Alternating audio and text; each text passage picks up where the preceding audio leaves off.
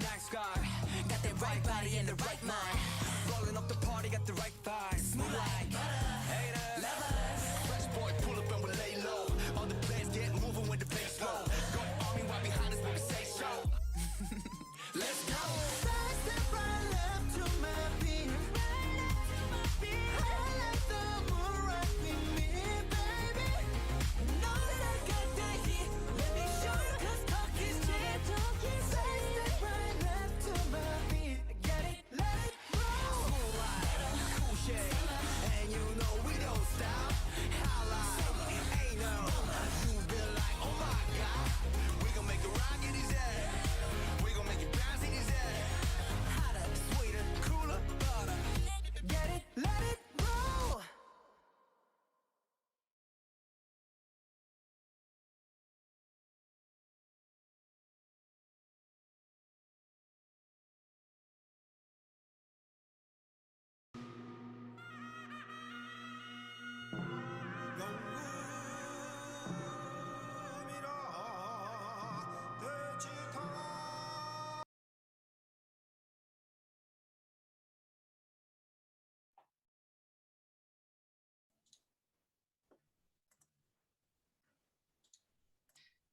All right, hello everybody. Welcome to our catch up with Tony.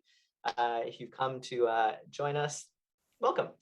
We're here to just catch up, have a chat with our special guest. My name is Jay, and we've got Penny here as well. Hi. Just gonna double check that people can hear us. I'm just waiting for the stream to catch up slightly. Just so I can double check that we're. Yes, we are. Okay, cool. So every time we do this, we always had problems at the start. It's like people can't hear us. No, but people can hear us this time. So there we go. So first of all, it's our special guest of the day, of course, Tony. Tony, how are you doing? Hi, I'm doing well, thank you. How are you guys doing? Doing well? Are you doing well, Penny? Yeah, I'm doing great. Oh, I thought you asked the question twice. I was like, We decided Penny to. and Yeah. Tony does Yeah, sound similar. We haven't caught up with someone in a while. We did one with Nichi and Miku and Wyan. We thought the next person we have to obviously do one with is of course Tony. So Tony. the All reason- our international the reason instructors. The reason is tell them, Jay. The reason is there's footage of me. When was it? 2 years ago when we filmed that video. Okay, I knew this was gonna come up. So That just has to- never been released. Okay. So when we were in the studio, such lovely old school times, we were actually come together. A couple of years ago, Tony was about to leave, right? You were going to Melbourne at the time, right? Or Yeah, I was going Yeah. to seek refuge. Yeah. In Melbourne. and then we were like, okay, we got to do like a spotlight, which was like basically the live version of this, where we sit down, we film. Right after Anna's spotlight. Yeah. Just And we were in the reception area. We pulled the couch over. We set the camera up, like the lights, the microphone, and we filmed this whole spotlight section with Tony about his history and K-pop and everything. We talked for like a long time, like maybe like an hour and a half or something. so many secrets were revealed. So many. No, but like honestly, we talked so much. I remember to the point Chris Gusty came like later. That's right. A lot. And Tony, every day since then has been like, yo, what happened to that video? What happened to that video, man? Like we had so much good content. We talked about all this kind of stuff. Where did it go? I'm just curious. I'm honestly curious. Like, it's in the archives. It's one of those. And that's where it will one day remain. we'll watch it. What we get. Well, funny you mentioned that because we're gonna play the. No, we're not. Like I'm not prepared. It's a reaction live. Yeah. It was these people as well. Like it was Penny as well. It was great. Okay, I promise I will go back to that. But every day, Tony is always like, "What happened to that video? Why can't people watch the video?" And we're gonna try and make up for it today by catching up with Tony. People will actually see this because there are actually people who are watching the stream. So hello, all those people. And yeah, like okay. So anyway, yes, the point is I will maybe edit that one day. No pressure. I was just, Don't you think it's going to be a bit out of date now?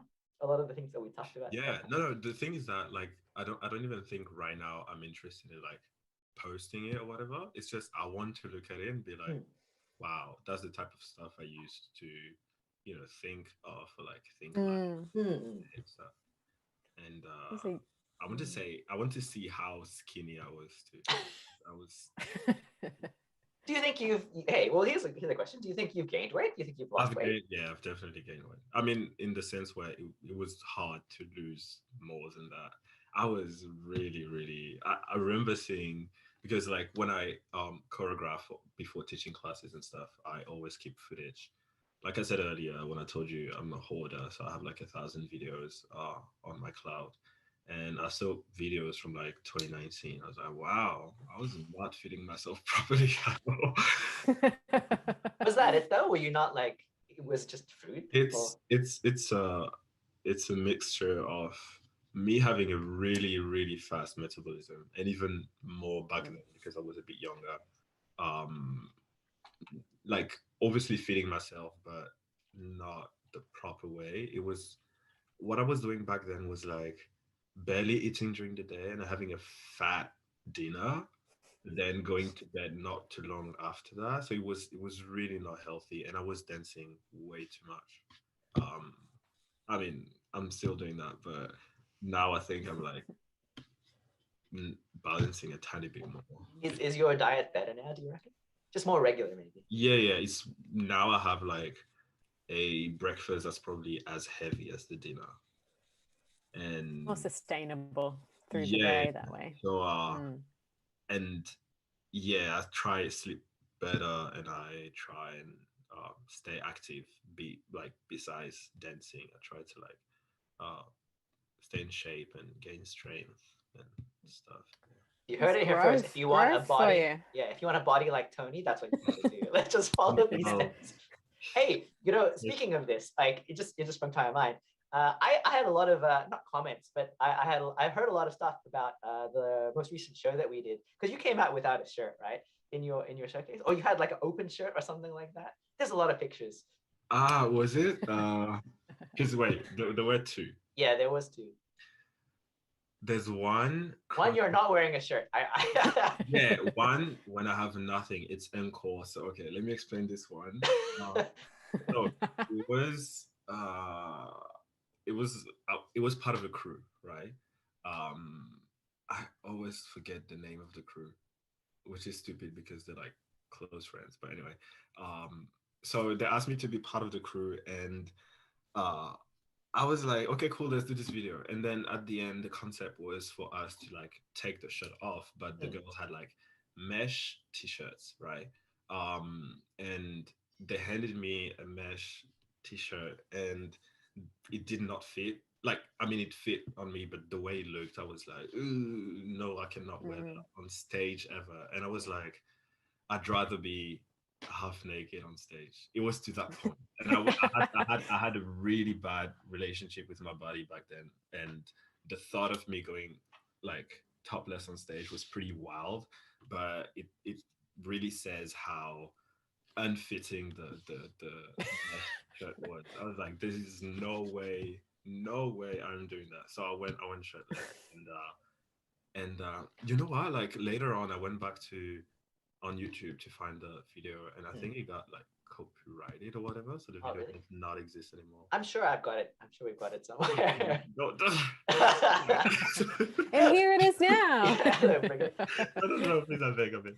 No, but like I was gonna say, so many people had positive things to say, like, "Oh my God, Tony without a shirt, like, wow, like he looks so good, like, oh, like."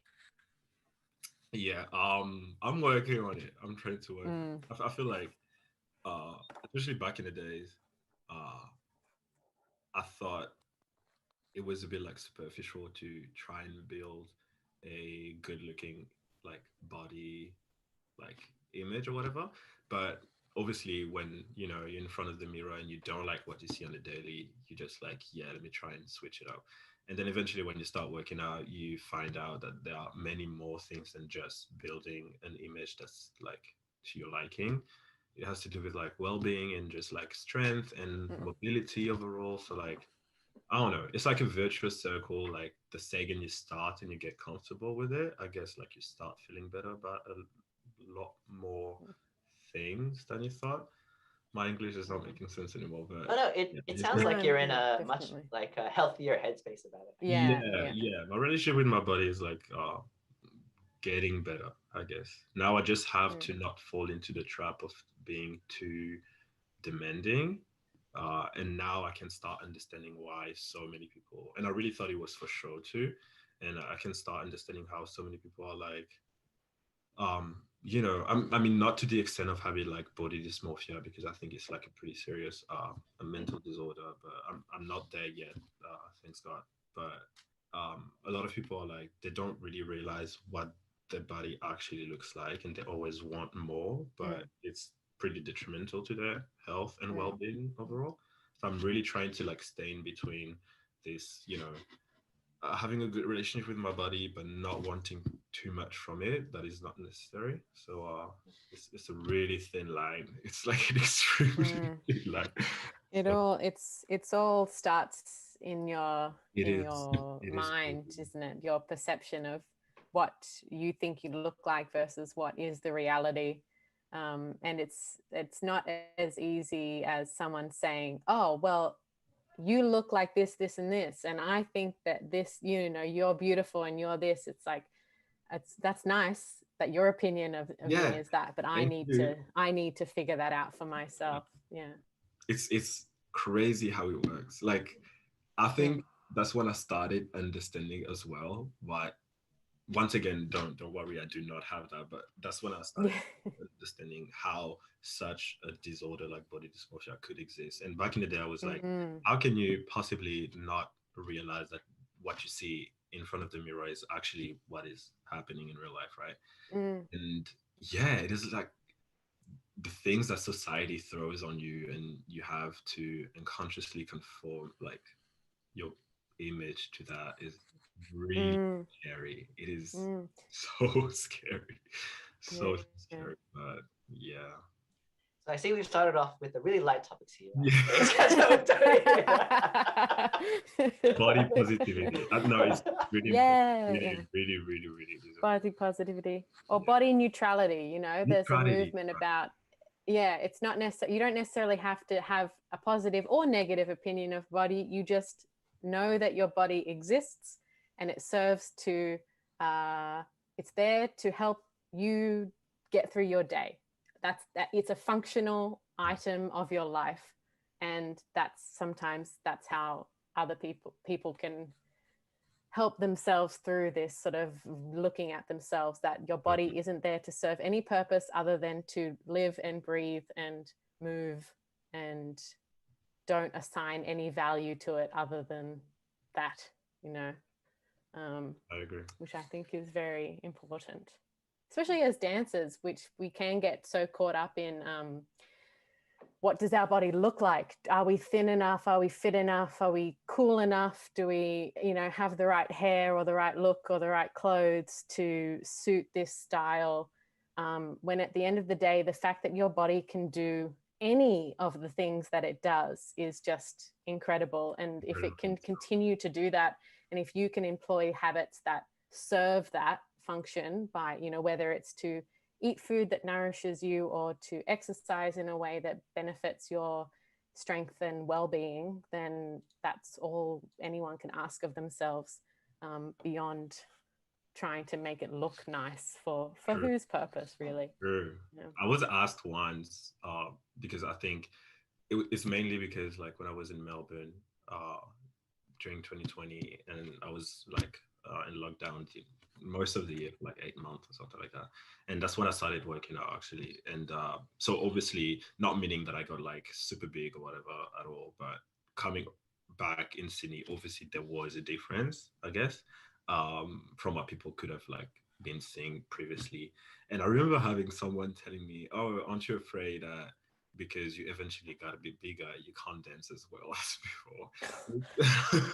It was funny. It was not said in a mean way, but No, yeah. Well, I mean, if you put on more muscle, I guess it does change the way that you can possibly move, or like. I mean, I feel like actually barely. I mean, it would make sense if I'm just working out and not dancing at the same time. But if I do, I feel like if I do both at the same time, like my dancing will adapt to my Mm, like my change in shape, Mm, mm, mm. if that makes mm, sense.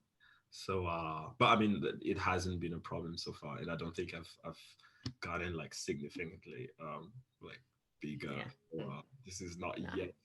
Well, In a few years maybe. well, is that kind of the direction that you want to go towards? Do you want to get bigger or? You know what? I don't even have like a physical body goal. I Mm, really don't. I think my mindset is really going towards being as strong as I can be, Mm, and having the best mobility my body can offer, because I need this when I dance, and it is like literally just linked to me dancing. And then there's another part where I'm like, I want it to serve, like to be helpful when I get eventually older, and I don't want to get into this thing of like being an old dancer and having my body aching and that kind of stuff.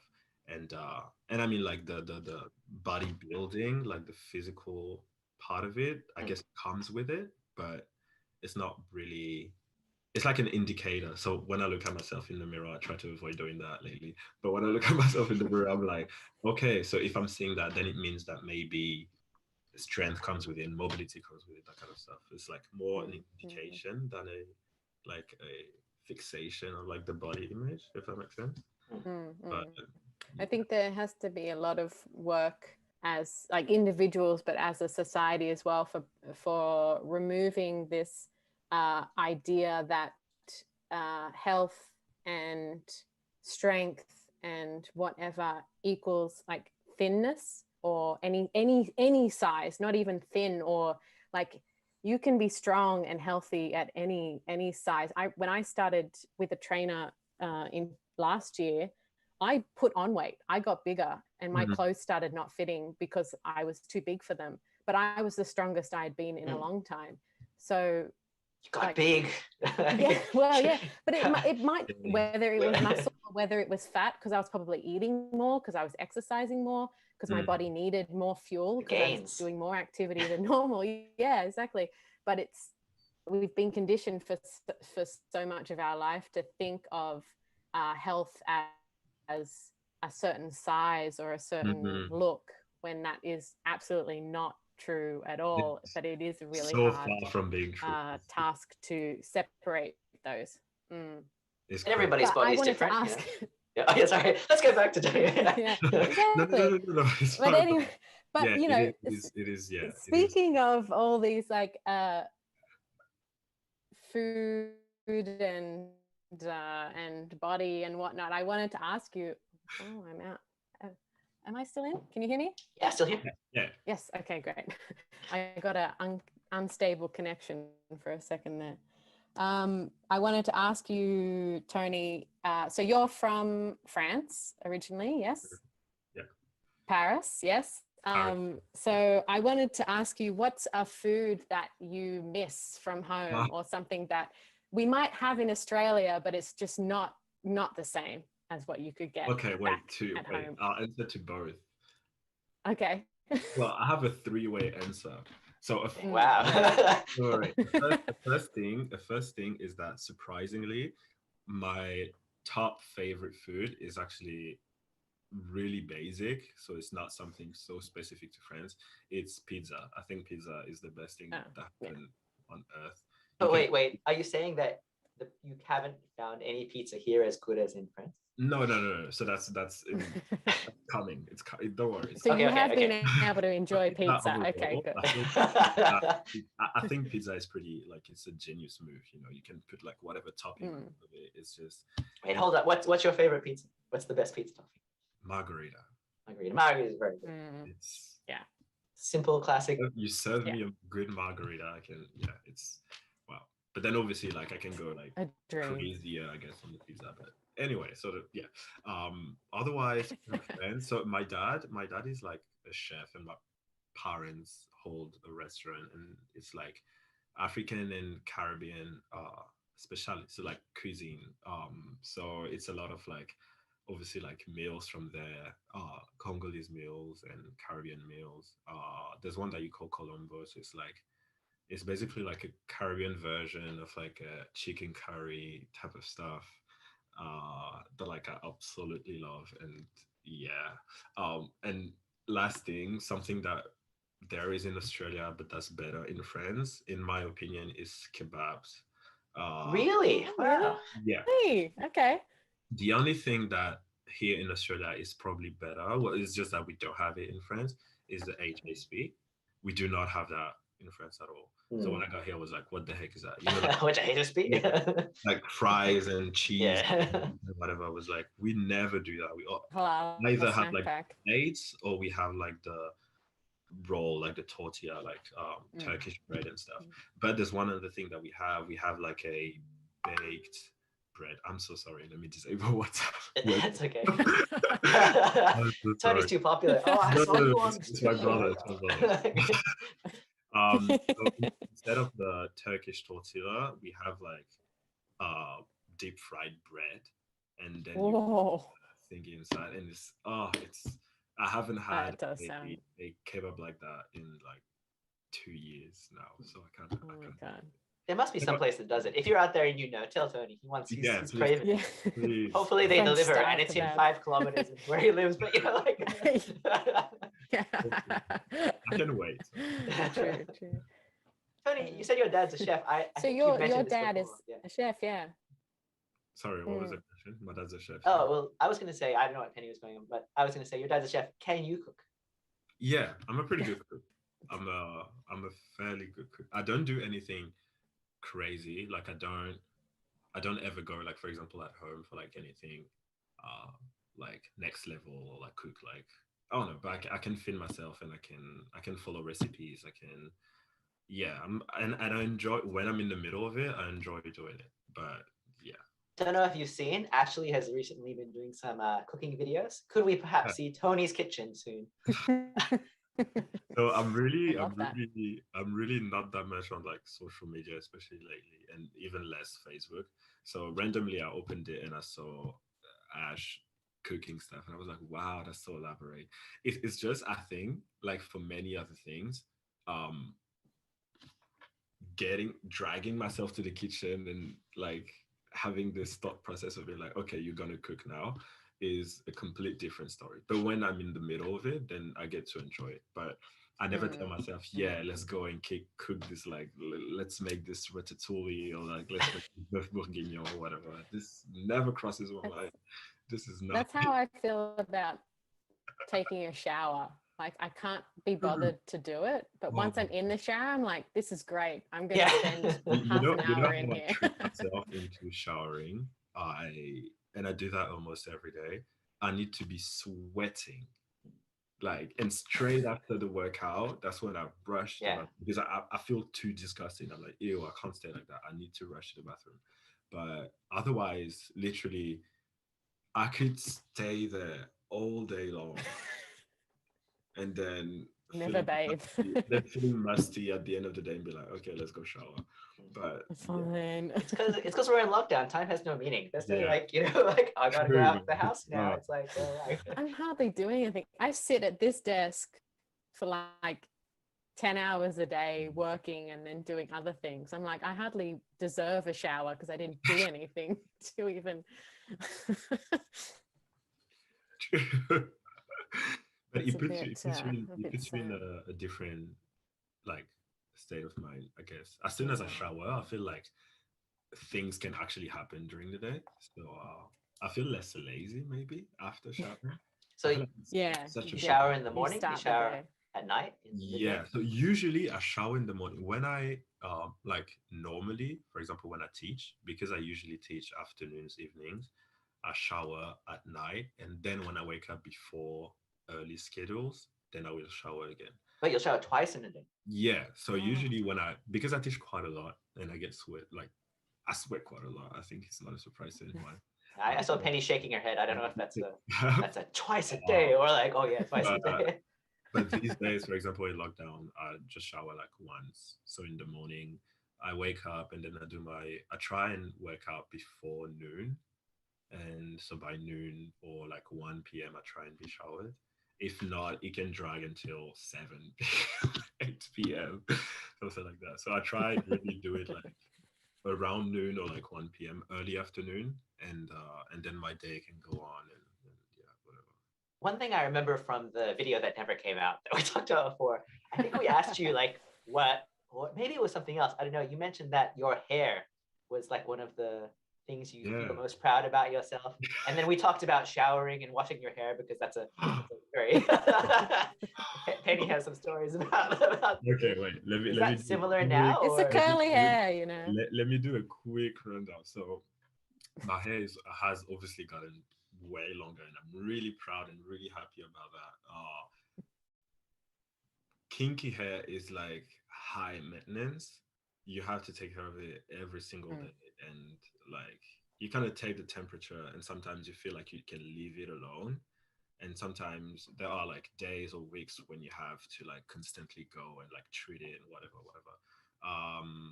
So especially it was really good in Melbourne for me because I have like my cousins living there, and it's always easier when someone else braids your hair down and plats your hair down, does the masks, like the hair masks for you and whatever. So it's really helpful, you know. And now I'm by myself, so like I had recently to go on YouTube and teach myself how to braid my own hair down.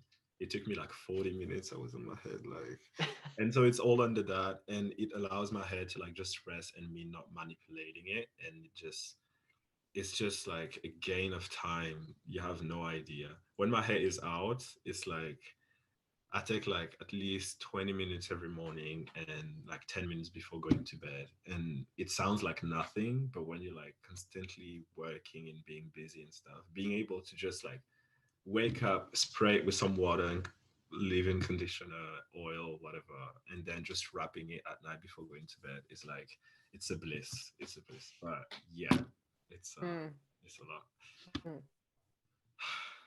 It's one of those.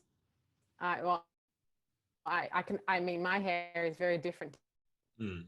to your hair, but as someone with curly hair, it's like you have to put in a lot of high maintenance at one specific time, and then you can enjoy a little bit of freedom for True. yourself, and then you've got to put in a lot of effort again later. True. It's, It only it's like lasts right, a it's small month. exactly. It's insane. It is completely insane. But you know, at the end, like you end up like enjoying the result. You're like, oh, my hair feels healthy. Not even just the look of it, but like, you know, growth itself, growth of the hair itself is a proof that, you know, everything is like kind of healthy over there. It's not breaking away. It's not breaking, it's not dry, it's not whatever. And so it feels good to see that you know, you're able to like take care of your hair. It feels like you have like a little plant that you have to like water every day. You're like, whoa, look at Yeah. this. I'm responsible. I'm an adult. Let's go. Look at me. It's the same type of feeling. Yeah. well, now that we've talked sure, about for diet and cooking and hair, how are you doing, Tony? How are you doing in lockdown? We haven't really mentioned it. Are you doing okay? How's lockdown life? Yeah, I'm doing, you know what, I'm doing fine, I think. Yeah. How can I say that? In isolation here, like by myself. I mean, I have like one housemate that wanders around the house that I see sometime. But yeah, I'm pretty much here by myself. I thought it would be way harder than that. But somehow I'm like, I mean, it makes sense because I really am a stay-at-home type of guy. So I find a lot of peace being just by myself.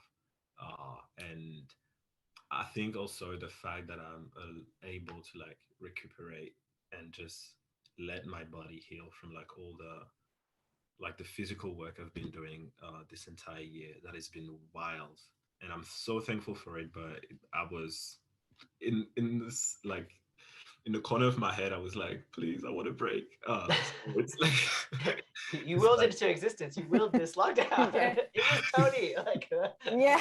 no. I mean, it's obviously getting a bit longer. I'm not gonna lie. Yeah. Never Yeah. let us go, Tony. You gotta wish that now it's finished. Yeah. Bend the I mean, universe. to no, Tony's will. Will it to end, Tony? I believe I believe I'm the type of guy that can like adapt, I think. So, if I have to be busy and I have to like have heaps of work to do, then I'll more than gladly do it, because I think I'm pretty lucky I get to do for a living what I enjoy the most, I guess. And I have a roof over my head and food on my plate, so I'm content about that. But whenever I'm given time to just like breathe out and be by myself, especially be by myself, it's like really I gladly take it. But then obviously, yeah, please lockdown end soon. I think the thing with lockdown is it's everyone's kind of okay because there's nothing else, right? It's not like you're only locked down and everyone's outside partying, or like you have to stay at home and everyone else can go out dance. It's like we're all in the same position, right? There's nothing that we can do, so it's just we have Yeah. to adapt. Well, last year in Melbourne was like different in that regard, because especially my relationship with like social media back in the days, because I was in Melbourne and I was seeing life happening in Sydney, and I felt like we were like being scolded in a sense. And it really like took a big toll on like me and my well-being and stuff. So it was, I think, because I lived lockdown in a pretty harsh way last year, now I kind of like see it a different way, and I can like see the good side of it. Or I try and make like a good experience out of it, which is not like obviously always the case. You're not gonna have like 100% bliss of just being like locked down and stuff. But I think I try and take like one day at a time. I try not to catch myself thinking of like, oh, what am I gonna do in 1 week? This is instant mood killer. I try and really be like, okay, the day has started. Let me do this and let me do. Oh, I could be doing that today, and then I go to bed, and then I wake up, and then same stuff. Kind of. I think that's what keeps me going, I guess. Yeah. I before you, a few weeks ago, I was saying before we went on live that you have sort of put on private a few of your social media, but before that you were posting a few videos of you doing like taking song requests and doing freestyles to people's song requests, which was very highly entertaining. I love And we're going to do it right now again. We've got a song request. It's time to pick it up. I've got a song request for you.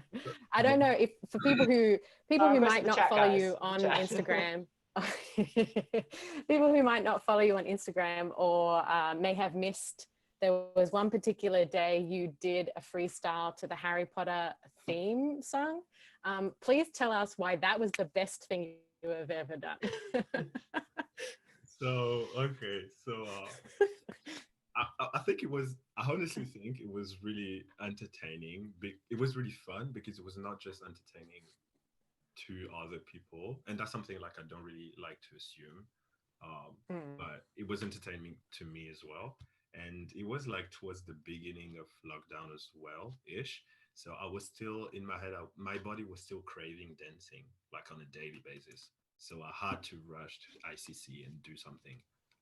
So I was like, might as well make it fun and just like just like interact with people, because I was not yet in the state of mind of being like, okay, just make the most of your loneliness, I guess. So I was still like really about, trying to connect with other people and trying to see what they could like request and just have fun, And I've been like into, I mean, it's not a secret to anyone, but I've been into like voguing for like quite a while, and it just it doesn't come and go, but like my obsession of like for voguing just increases, and then it goes back to normal, and then increases, and I have peaks. And so Cassandra Mayer was just asked me to go with the Harry Potter theme, and I was so tired at that time. I think it was like the 20th track. I was dead. Oh yeah, there was a lot. I had to watch a lot to get to the Harry Potter one. I was exhausted, and I was like, why can't I do this track? And because when people were like requesting songs, I made sure I would take every single song. There's no song. So I was like, I cannot not do anything. And then I just started throwing hand performance. It was really funny, honestly. I think I still have the clip in my phone, but it was Yeah. really, it was, and it felt good. It felt good. It Yeah. was really, really fun. It was really fun. And It yeah, was so good. I'll update it when I go back to Instagram. I'll put it again. And be like, So are you on like a Instagram, a social media break, or what's the go with that right I mean, Instagram it really is the only thing I'm really using when it comes to social media. Facebook, you gotta like, Jay, it's your phone that I'm here. now? It's hard to message people on Instagram. We have these like group chats and stuff. No. Fair. Yeah. I feel like Messenger has been really helpful for like connecting with like students and teachers alike. So I guess it's more Messenger than Facebook. I barely open Facebook, Hmm. to be very honest. I'm only connected on Facebook on my laptop. So whenever I'm on my laptop and I'm like, oh, let me check what's up, and I just open it. But anyway, Instagram, I feel like last year as well, because of lockdown, my relationship to my Instagram has shifted from something really personal to a work tool. Um, to the point where, because I'm not being active lately because no job can be done, uh, then it doesn't serve a purpose anymore. I mean, it remains fun. So that's why I think when lockdown started, I kept it for like a good while with no like specific agenda in mind. I was just like, okay, we don't have work. I'm gonna just stay on there and do trivia and do song requests and just like chat with people. And then like I kind of like tried and listened to my body and my mental health and stuff. And I was like, okay, now it's time to just disconnect a tiny bit. It was fun. Like, I don't regret whatever. It's just like, because I'm not working now, I don't really see the purpose. And Need for I it. mean, yeah, I don't save the world. So I don't feel like I need to be like actively present on social media for other people to exist. And, I'm by myself here. So like, uh, if anything, I feel like other people, yeah, I'm not that needed elsewhere, so I feel like it's not that bad if I withdraw for a tiny bit, but I'll be back soon, I guess. What about the vlog? So if you guys don't know, Tony used to have a vlog and like did you have a TikTok? I don't know, maybe not a TikTok. The TikTok That was like, something else. 2 months. Yeah.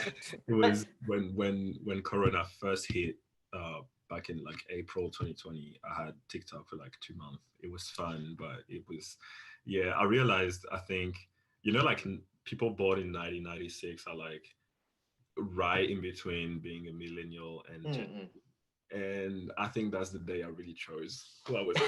I was like, sorry. But Join us on the millennial side. No, for Gen me, the X biggest is- loss I- is I the can't- vlog. I It's can't- the vlog. What happened to the vlog, Tony? That was great. I Okay. loved your vlog. Yeah, I mean it's okay. Long story short, just a little background, I guess. I remember I was in France. It was 2018, was it? Or 2017? 2018. So summer 2018, maybe towards like August or something like that. And I was doing my master's back in the day, and life was really not fun back then. The masters I was doing was really serious and not really like, it was pretty dreadful. But and I was thinking of like a fun way to just like have my days going, you see. And I happen to love food, and there's a lot happening in France, like in Paris, when it comes to like restaurants and cuisine and stuff. So I started doing like restaurant review Hmm. vlogs, and it was really fun. It was really fun. I always had like one or two friends to go with. I had like the best food, and it was and like even like editing the videos, I learned a lot. And even like just in a creative way as well, so like trying to like just having a vision and stuff. And it was really really really fun. And then I got in Australia, so obviously Paris restaurant review like did not work anymore. So I had to like kind of switch the thingy because I didn't want to end the YouTube adventure. So I started going on to K-pop reactions, Yeah. which is really funny because I secretly had a K-pop reaction channel at the same time as the restaurant review. But I was like, let me dissociate both. But then when I got in Australia, I was like, oh, I might as well start doing all the reactions on this channel. And you So were blowing up. You were getting pretty famous, right? famous, I don't know.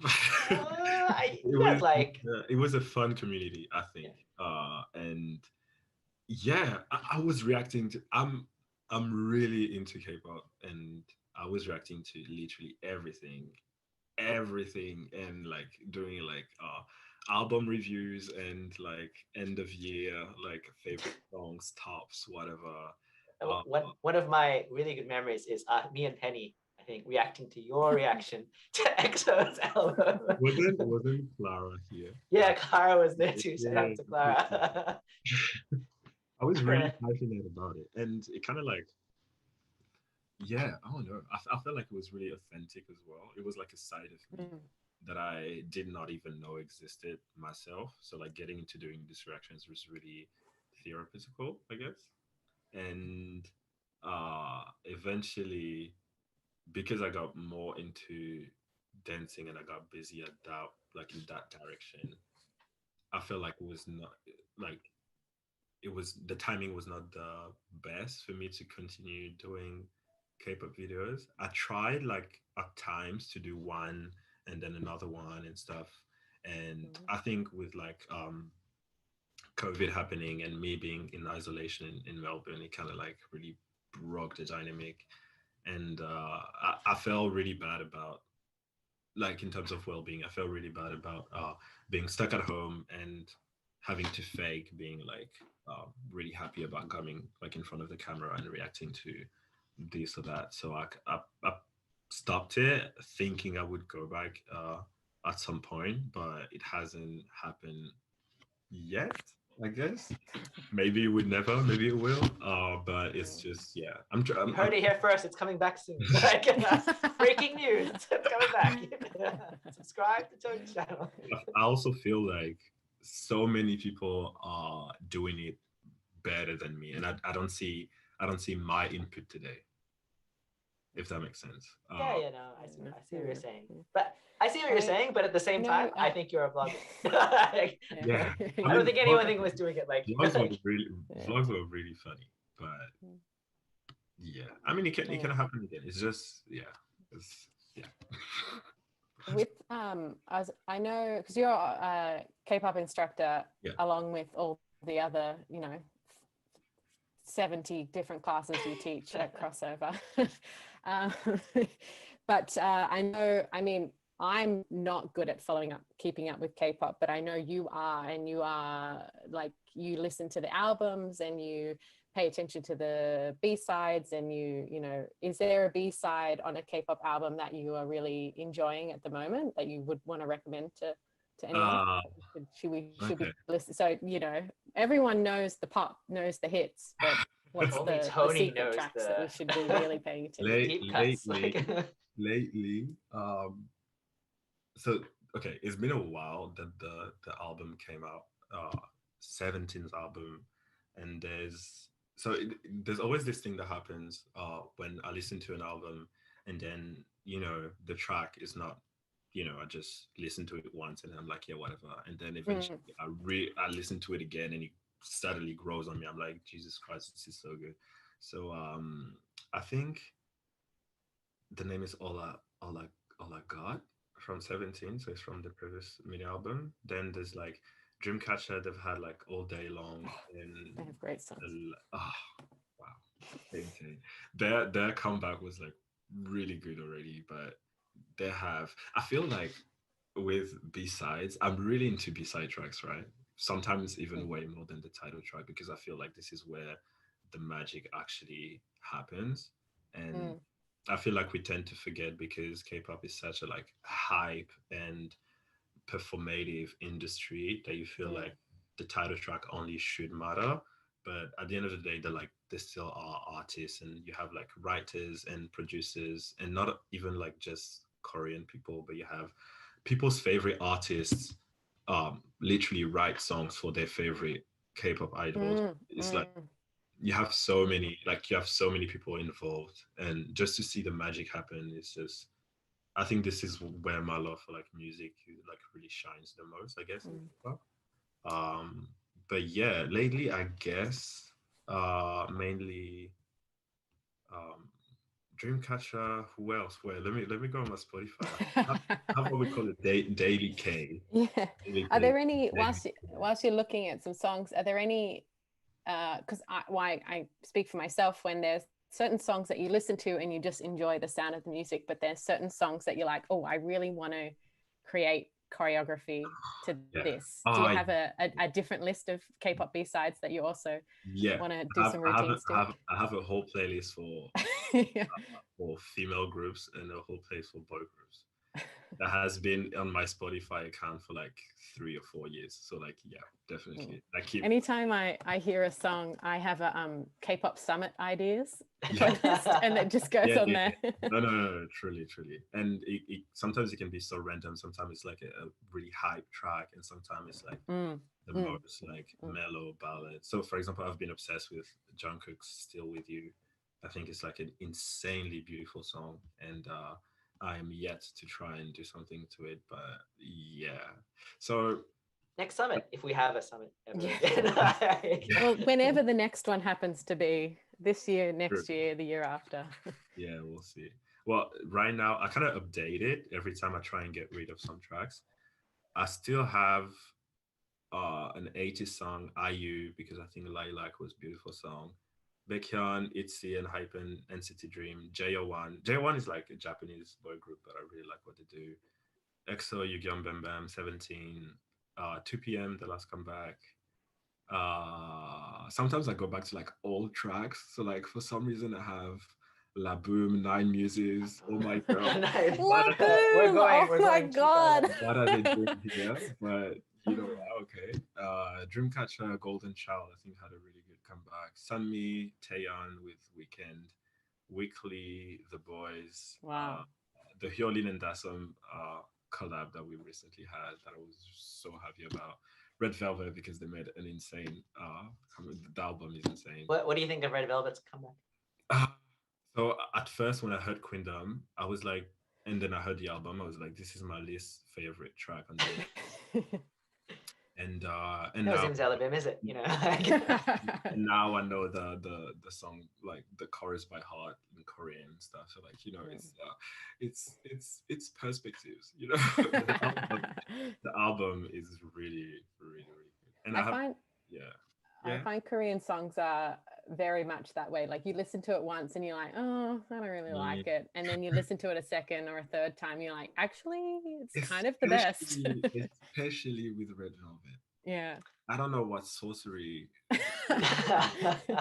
because I remember like out of all the title tracks, and Red Velvet is my current favorite girl group.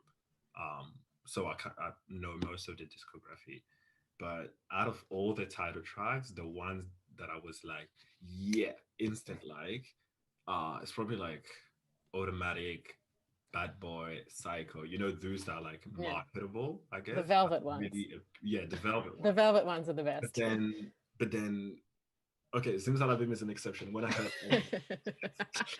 Zimzalabim is the best song of all time. Whole own level. Greatest K-pop song. Everything else is here, and Zimzalabim is like from the first 10 seconds. You then know, you this like is a classic. stuff like Oompa Oompa, or like Rookie, or like yeah, like Ice Cream Cake. Dum Dum was good. I liked it from Dum Dum's great.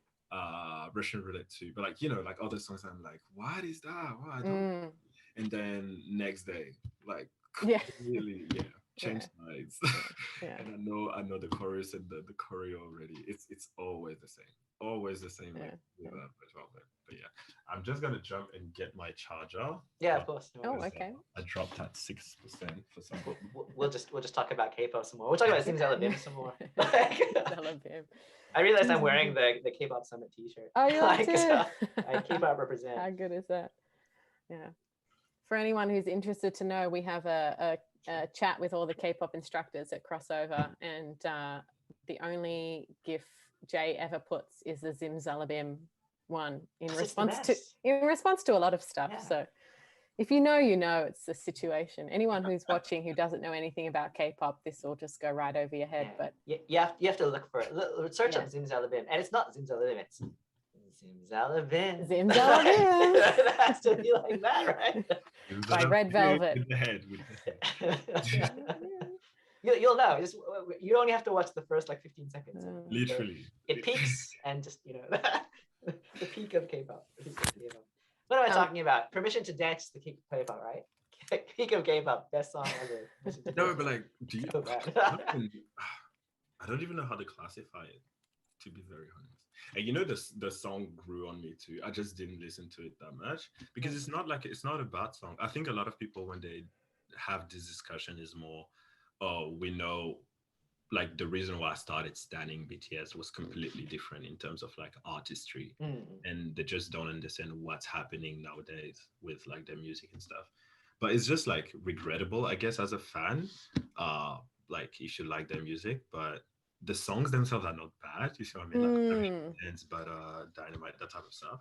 It's Mm. just different. It's just like, Yeah. so different. It's not what you expect Yeah, from at all. BTS specifically. Yeah. Like you said, they are enjoyable songs and they're easy to listen to and they are fun and upbeat. But if you like, I like sort of BTS's first, like Bulletproof and Danger and things like. So if you Yeah, like songs those that are are- like that from them, these new songs are a little bit flat. Yeah. But doesn't mean they're not bad. Doesn't mean they're bad songs. Doesn't they're mean just they're bad. not what you Actually, want. no. Yeah. The problem is before they used to have like that fun song, the easy song, but that was like it wasn't like the only song. They had, right? But Yeah. now this is all that they do. So Mm, like True, true, true, true, English true, music, true, true, like true. Mm. Like E-pop.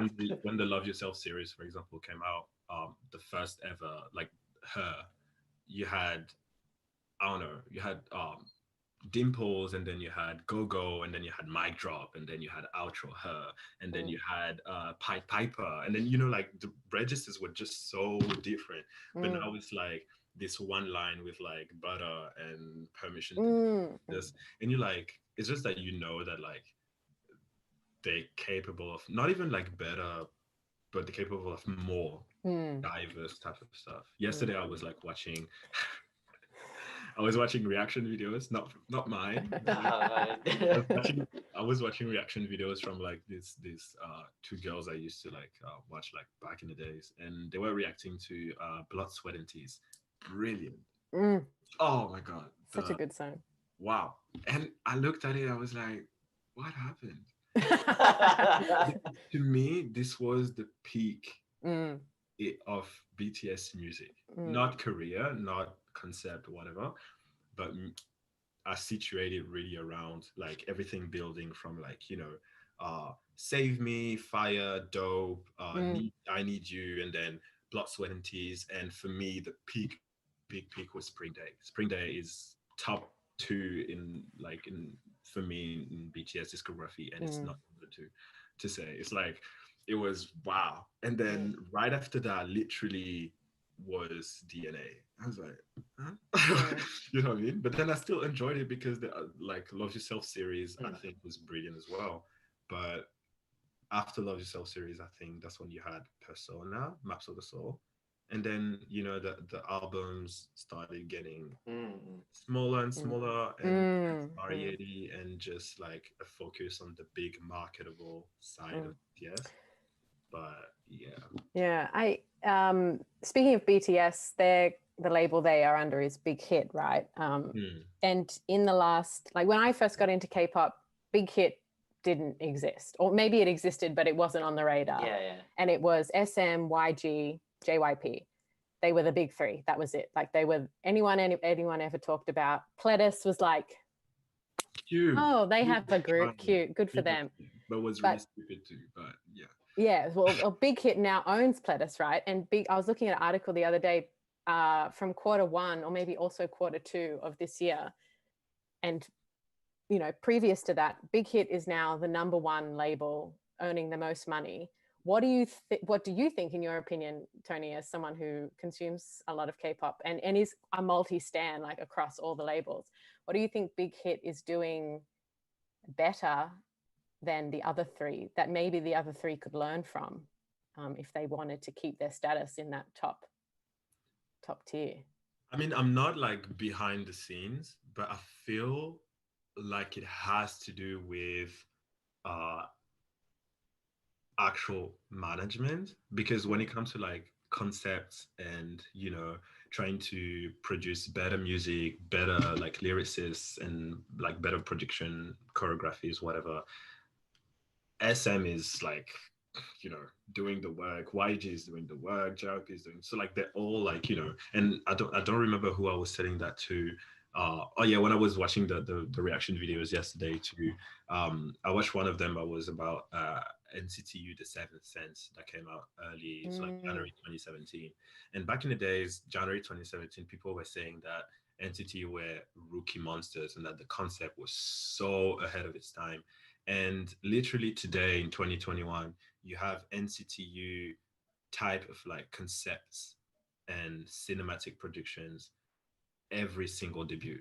And like people are so like idols are monsters. They're so talented these days, and workaholics. So I don't think it has to do with like how talented the artist can be, or like how far they reach, like how far the vision reaches or whatever. I really feel like it's like a behind the scene and mentality type of stuff. So if they keep having around them manager teams that are like not really catering to their idols, or like to their idols' needs, or like properly managing them, I feel. And from like all the content I've absorbed from BTS, for example, I feel like their manager team, I mean, there has been issues obviously in the past, but their relationship with like especially like PD Nim and like the other people in their teams was like maybe like less toxic. I don't know, maybe I'm talking like out of my but I don't know, I feel like it has to do with management more than concept and being at their time, if that makes sense. Yeah, all the artists are talented across all the labels, but it's definitely how are they marketed and how are they promoted. And obviously like, because so it's Big Hit changed its name to like HYBE now. That's right. Yeah. So but I feel like obviously BTS is like a huge part of it, and no matter how you flip the discussion, the debate, there's no real answer as to why BTS. There's no, I don't know, I have no idea why and how. I just know this really good, really talented, but then you're always gonna have someone saying, and it's fair, saying, yeah, but this group is more this, I prefer this group's discography. And even me, in terms of discographies, BTS is one of my favorite groups, but I have other discographies I prefer to that of BTS's. So I'm like, oh, it could have been another one. It's just momentum and opportunity at some point. I don't know. The timing, it's just a good timing, I think. It's a mystery to me. Yeah. I do remember when BTS debuted, there were a lot of groups that did like great synchronization, but BTS came out with this like impeccable synchronization, but also high level complex routines that did really stand out against a lot of the other groups that were, maybe they looked like they were moving perfectly together, but their actual movement was not that difficult. And I think maybe that made people like, it drew my attention to them. And then then maybe personalities came through, the quality of the music came through, people really clung to the fact that they wrote a lot of their own music. And I think that's sort of that plays a selling point. That plays a lot also. So you have like big groups, so like if you take the big three, it's only late into the career that most, for example, of the EXO artists got to write their own songs. You had Chanyeol writing most of the rapping part. But for the rest, it was Adrian McKinnon, Brendan Ariaga, Kenzie, Yu Youngjin, you name it, like famous writers, because they were so good at their jobs and they had participated in stuff like View by Shiny, Four Walls by FX. So like if you have that in your hands for SM, you're like, I'm never gonna allow anyone else to I'm like not it. letting anyone else touch Yeah. it. Yeah, because Well, it's these are acclaimed people. These are like, Yeah, it's for their sure, job. for sure, yeah. JYP himself is like really like, I think his case is like just really full of himself, but Yeah. you know, he has the Asian soul prints everywhere, and it's only with Stray Kids that he started allowing his artists to write their own songs. Mm. Black YG is so different though, because they've had producers in their own team, so it's a mystery to me as to why it did not pick up as much. But then it's really funny because now today you have Blackpink, which is probably the biggest girl group nowadays, and they don't write their songs. So I mean, it's like there's no true real recipe. It's just Yeah. wonders. YG is interesting. I feel like he puts all his eggs in one basket. Like it was Yeah. Big Bang for a while, and then now Blackpink, Yeah. and Yeah, like yeah. he doesn't spread the love Oh, across no. his team It's- of artists, which is very and it's- disappointing. Because YG were my favorite artists when I first got into K-pop. Yeah. Big Bang and 2NE1, like still top tier for me. Yeah. And now I just don't even pay attention to the artists he puts out because I don't know, the flavor is not the same. Oh, it's definitely not. Like I realized I completely lost it. Even when Winner was out, I liked Winner, but yeah, same. what is this? Yeah, yeah, exactly. Well, the big reset is coming, right? When BTS goes to the army, it's anyone's game. What's going to happen? Is K-pop going to die? Is someone going to come up? That's a hard limit, right? Once they've done with the army, it's just that I feel like with BTS, with other groups, the realization that this group was really big did not happen at the time they had the success. So like I feel like Big Bang, for example, we realized that Big Bang was so huge. It was huge when Big Bang was active, but I feel like it's after when they stopped being so active that we realized how big Big Bang was. They left a big hole in the, in the industry. Yeah. I feel like with BTS, because we are so aware that they're the biggest group today, that even when they leave, we're gonna be like, oh, we're waiting for them.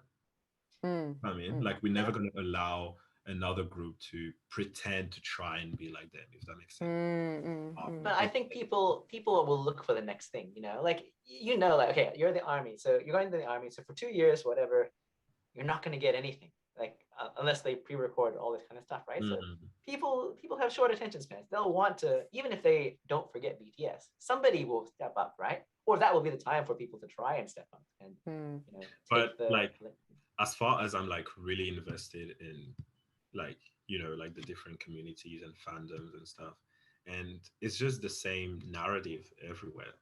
To 80s fans, 80s is the next big thing. Yeah. NCT fans, NCT is the next big thing. And it's an iPhone, and it's TXT, and it's the boys, and it's this and it's that, and there's no real answer. And like back in the days when BTS was growing and it was like a really good group,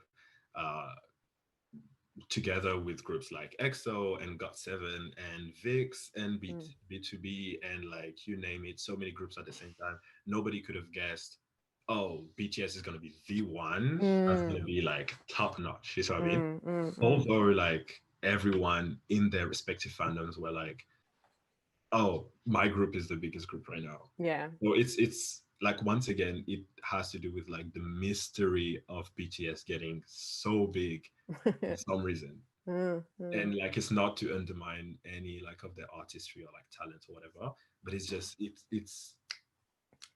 literally could have been anyone else. Yeah. They had the perfect mix. The planets aligned, and it just made it. It's witchcraft. Yes. Actual witchcraft. Well, I mean, okay. So we've been talking about BTS for a while. We have been talking for an hour now. So I don't know. I know Penny has some.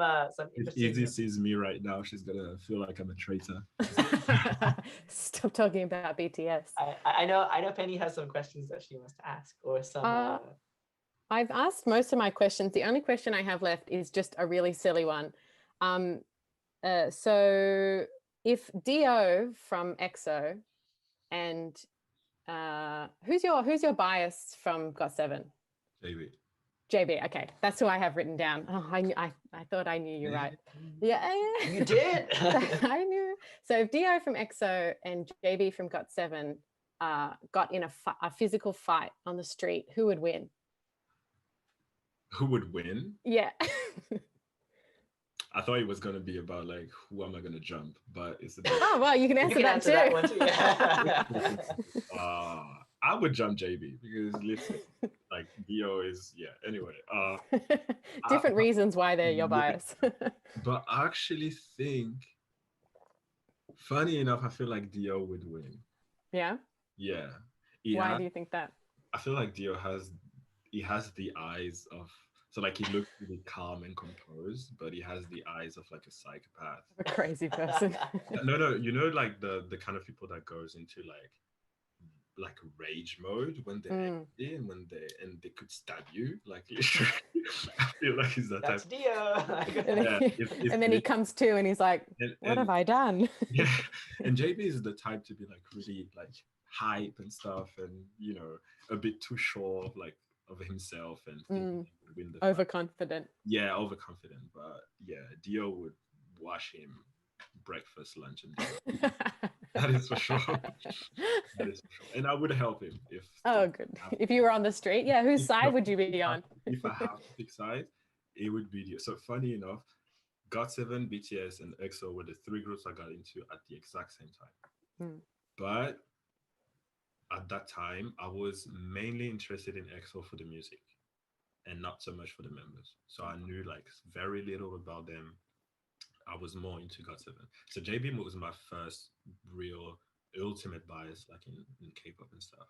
And then when I started getting more into members of EXO back in like 2016, something like that, Dio came like a truck. And I was like,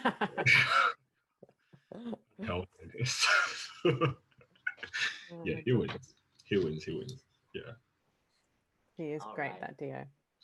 Well, yeah, I guess we've been talking for quite a long time now. So we were going to do some other kind of things, but maybe we'll finish it there. I was talking to Penny earlier. I'm like, how long should this go? 45 minutes. It's like an hour. It's up to you. It's not as if I have, lockdown. But do you want to do the would you rather, or do you reckon we should just go? Oh, sure.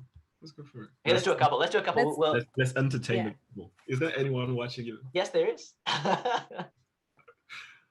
If anyone has an would you rather, you can put it in the comments now if you want. More people joined in when we started talking about K-pop. I don't know if that's indicative of like the topic or like expertise or whatever. Maybe there's like just people watching now.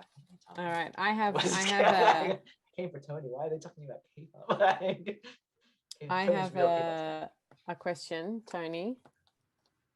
Would you? I mentioned this to you earlier. Would you rather detect every lie you hear, so you know that whoever's telling it to you knows, that they're lying, or get away with every lie that you tell? I would rather know when someone is lying to me.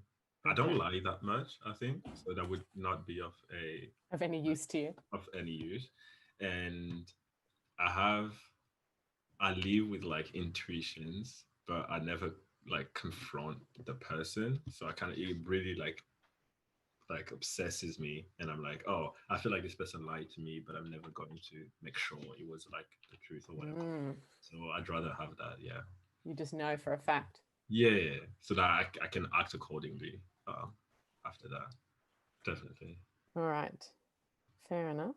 Would you rather, wait, let me look at, would you rather travel the world for free for a year or have $500,000 to spend however you please? Travel the world for free for a year or $5,000? $500,000. $500,000? Yeah. $500,000. And we have to say it's not COVID time, so you're allowed to travel anytime. Yeah, anywhere you could want. use that money to travel if you wanted to. So you're Yeah, allowed to travel. $500,000. Like I spend a tiny bit in traveling, and then I do other stuff with the rest of the money, which is it's so funny because I was going to say, oh, I'm not the money driven type.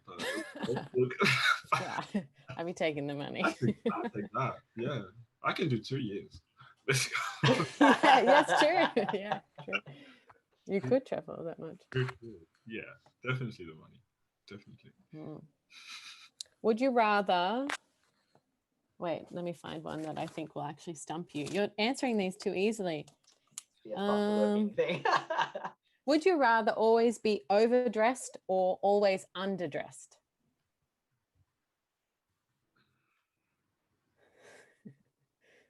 My answer would have been so straightforward 2 years ago, coming fresh out of France. I would have been overdressed for sure. Mm. I think like coming here, I made myself like blend a tiny bit. And I feel like I stick out already for some reason. So but I would still go for overdress. Yeah. I love fashion. So I like, Mm. dressing properly and stuff. Especially because like I'm teaching so much. I'm always in like dancing gear. Mm. So every opportunity I have, like even if it's just someone telling me let's go to like have Korean chicken, I would dress the best way possible. I have no opportunity to do it ever. So yeah, I like to dress up. I like to dress up. Really. I agree. I feel more self-conscious if I turn up to a place and I'm underdressed compared to everyone else than if I turn up and I'm like more fancy than everyone else. That's fine to me. Yeah. Because then I know I look nice. But if I go someplace and I'm underdressed, I'm like, oh, no, how embarrassing. And you feel like this is the only memory people will ever have of you. Yeah. Ever. Oh God, no. Absolutely not true, but it does feel that way. Exactly. Tony, you mentioned Korean chicken. Would you rather have to eat Korean food every day for the rest of your life, or never eat Korean food again for the rest of your life? Oh, that's hard. Would you rather eat Korean food you have to eat Korean food every day? Korean food, yeah. Korean food. You have to eat Korean food every day, or you can never eat Korean food ever again. I can easily eat Korean food every day. It's really rich, like cuisine. It's crazy. Like there's so much stuff happening in Korean. What if it was just chicken? What if it was just Korean chicken? You have to have Korean chicken every day, or you can never have Korean chicken again. Probably not. No. The chicken is on another level. It's you need no, I can't do that. I can't, yeah. Korean cuisine, yeah, but not the chicken, definitely. Would you rather no, I was gonna say something about K-pop, but no, we've talked about K-pop. What did you say? Would you rather only ever be able to listen to K-pop or never be able to listen to K-pop ever? Only K-pop. I think I'm fine with only K-pop. You would rather listen to only K-pop forever? Yeah, I think I'm fine with that. Only K-pop. It's not that I don't see myself not listening to K-pop anymore, but yeah, I'd rather choose the other option because it's really rich. Like it's not really a genre. It's more of like an industry that consists of different genres. So like you have everything you want. It'd be like only listening to American music. Yeah. Or not. Yeah. Yeah. At some point it gets like boring, I guess. So yeah. Only K-pop. Yeah. So far, only K-pop. You can only listen to K-pop. You can only eat Korean food. We're revealing your Korea Boo status one Korea. question at a time. Have you ever thought about like living in Korea? I feel like I've asked you this question before. Wow. Huh? I feel like I've asked you this question before, maybe in the last one. Like, have you ever thought about living in Korea? I thought of it actually, especially when my working visa was coming to an end in 2019. I was looking at doing a working visa in South Korea, but then I stayed here. And COVID happened, and then my plans just changed, I guess. And I started teaching quite a lot. So I was like, it wouldn't make sense for me to just stop like the momentum I have here, Mm. just go somewhere else for like the sake of it. But maybe in the future, yeah, I would love to actually, just spend a few more than just like vacation type of thing over there. But we're not going anywhere for a while, so. Yeah, true, true. You I mean, it's mainly for the language, I guess. But speak Korean. sorry, Speak Korean. I'm like stuck at a like an intermediate level where you need to be actively speaking, and the amount of like Korean friends that I have is definitely not enough anymore. Mm. So if you're watching this, Tony wants more Korean speaking friends. Hit him up. He doesn't use social media, so you gotta like figure out. Find you gotta a find way. him. You gotta find him. Go to like his. Yeah. Find his house. Knock on the door. No, but there's only so much content I can absorb. So what I'm trying to do, especially lately, is watch or like listen to Korean content without any like translation help, like Subtitles and things. titles or whatever. So, but even that, I feel like kind of like quickly is gonna come to a point where I need to level up from that. Yeah, you need to practice the speaking part. Yeah, I need to. So, Your comprehension will be out of this world. yeah, definitely. Speak it like a language is meant to be spoken. Yeah. Not just understood. But yeah, I mean, one thing at a time. Eventually, I'll just go there, and maybe one day my best friend is going to be a Korean speaking person that doesn't mind speaking Korean, because there are a lot of like Korean people as well, that I'm close with or that I'm friends with, but I don't want to like impose them the Korean speaking for my, they're in Australia and maybe they just want to speak English. So I don't want to be the annoying guy to be like, yeah, let's speak Korean all the time and stuff. So you should do a half. Today's the Korean day, the next day but is the English day. I kind of take the temperature. So sometimes I like, I throw a few words, and if they respond in English, then usually it means, yeah, let's keep it English. Sometimes they respond in Korean, like once in a while. So I'm like, okay, maybe English too. And sometimes they're just like really, going for the conversation. And, I mostly it's just that I don't want them to feel the need, like they need to be my teacher at that time. So that's what you're only friends with them so that you can learn Korean. Yeah. That's what could be a bit overwhelming to them. But sometimes, I have a few people that I speak Korean with, and it's really fun. I think really challenging, but really fun. Like, yeah, I've been on the reverse of that, where people have said, like, people English, they're learning English, and they've said, "Oh, can I meet with you and I can practice my English?" And I'm like, yes, fine, we can talk in English, but don't ask me any questions, because I won't be able to answer to them.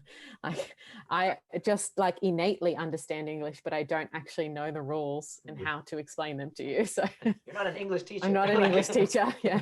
There's that thing as well, but it's fairly different, because the way I approach language is really, I really love languages. So the way I approach it is really like, I'm trying to learn and, speak better and stuff. But in like, sometimes I have like people coming to me, for example, the second they hear that I'm French, they start throwing like random French words. And, I'm just like, is this how I sound whenever I try? It's very like, do I just approach them and be like, hey, kimchi? Like, yeah. And now that's how you never know. Comment ça va?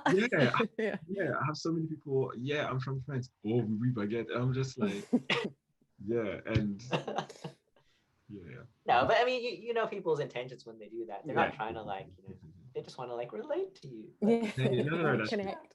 I mean, I never take offense of it, and I never like show any sign of like, annoyance or whatever. Yeah. But inside. Inside, Tony's like, never talk to this person again. It just makes me wonder. It makes me wonder. True. But if you're out there and you're watching this and you speak Korean at a like, you speak Korean fluently, Tony wants to talk to you in Korean. Yeah, if you're happy to help him, Yeah. let him know. This is your call out. If you tell him, he'll know that you're not imposing on him. I've actually You wanna had do it. quite a few people being helpful. I think it has to do with like Korean culture of Mm, um Korean people being pleased with other people, being honored or like pleased with other people learning their language. mm, So to some extent, they will be happy to like talk to you in their mm. native language or like help you with like a few words or whatever. But then I guess you need to see like specifically within the relationship to what extent it goes. Yeah, yeah. But I've had a few people that were like really helpful and that are still helpful. Like if I get to talk to them eventually. Learning a language is hard. Mm. Any help, I'm sure people are happy to provide it. Anyway, we've been talking for a long time. An hour and 20. It went really fast. Yeah, I know. It's everyone says when they come on these things, like everyone is like really nervous at the start. I think it's gonna be like some kind of like serious interview. Now we just chat, man. Like just chatting about like random things. But thank you for coming on, Tony. I think we should probably finish it there. So Yeah, thank you so if, much. if people are keen, part 2, we'll do a part 2. We No, can do it. Tony, when are you gonna play games? People want to see you playing the games. Now weeknights I'm free.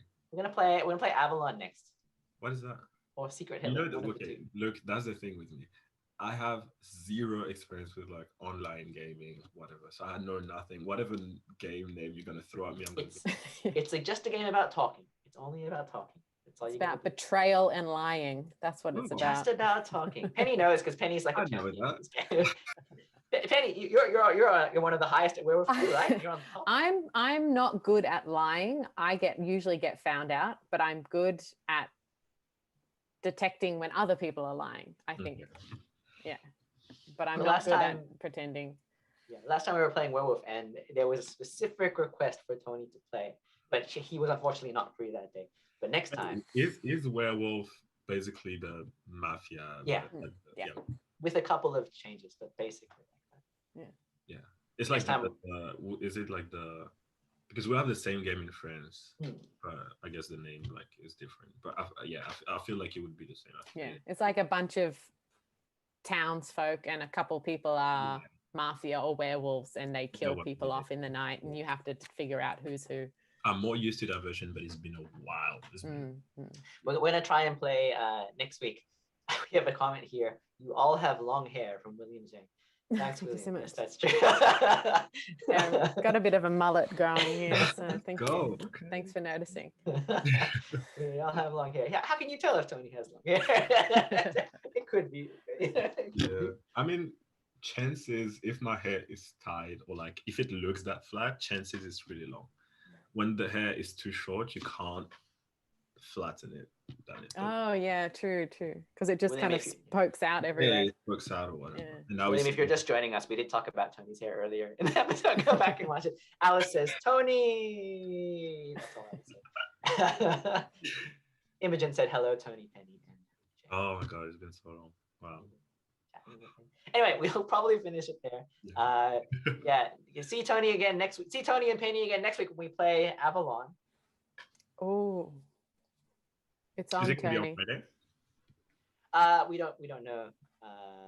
We don't know when we're gonna. Okay. Well, when are you free, Tony? When are you free? We'll set it out when you're free. Now, live on camera, you've got to commit.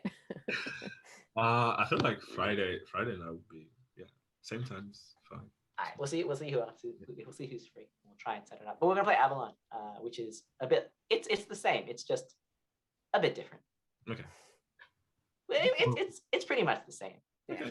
We'll see. The Don't- idea is the same. The mechanics. I'm are keen for different. games. It's fine. Cool. Yay. The long-term goal is to play Clock Tower. Then that's the real MVP. But anyway. Yes, anyway. Yeah. Moving on, moving Neither on. there. Thanks everyone for watching. Hope you guys had a fun time. If you've got any comments for Tony, message him on Instagram. Nowhere. Is In your Facebook, mind. Is Messenger the best way? What's the best way if you Messenger. want to get in contact with you? Messenger. Yeah, it's probably the best.